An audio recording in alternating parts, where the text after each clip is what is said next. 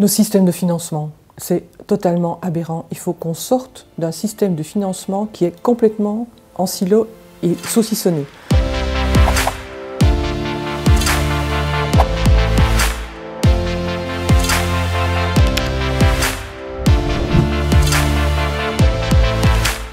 Les coûts de la santé, en Suisse en tout cas, mais dans d'autres pays développés également, deviennent un vrai problème parce qu'en fait, ils augmentent plus vite que la croissance économique. Nos coûts de la santé augmentent plus rapidement que la richesse qu'on est capable de produire par la croissance économique, puisqu'on est entre 3 et 4% d'augmentation par année de coûts, et puis le PIB, il augmente entre 1 et 2%, ça dépend un peu.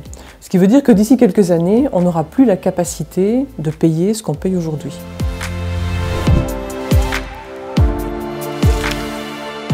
Il y a 20% à peu près, grosso modo, de gaspillage dans le domaine de la santé. Alors c'est des gaspillages qui ont différentes origines, ça peut être trop de prescriptions d'examens, trop de prescriptions de médicaments, c'est le coût aussi des médicaments, c'est des processus qui ne sont pas encore tout à fait bien rodés, pas optimisés, c'est du gaspillage administratif, c'est de la surcharge administrative.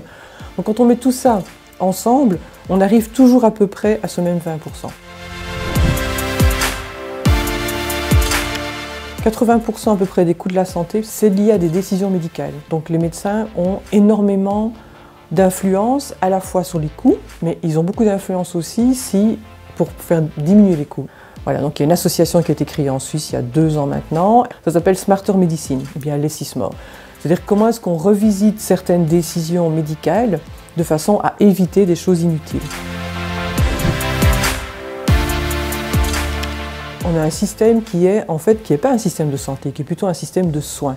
C'est-à-dire qu'on met tous nos moyens sur le traitement des maladies ou des affections ou des accidents une fois qu'ils sont arrivés. Alors qu'on pourrait mettre plus de moyens sur la prévention et à ce moment-là, ça coûte moins cher et ça évite alors de devoir aller chez le médecin, aux urgences, à l'hôpital, etc. On parle plutôt de rationaliser, c'est-à-dire comment mieux faire, comment être sûr que nos décisions sont bien prises, qu'on ne fait pas trop, qu'on ne fait pas de surqualité.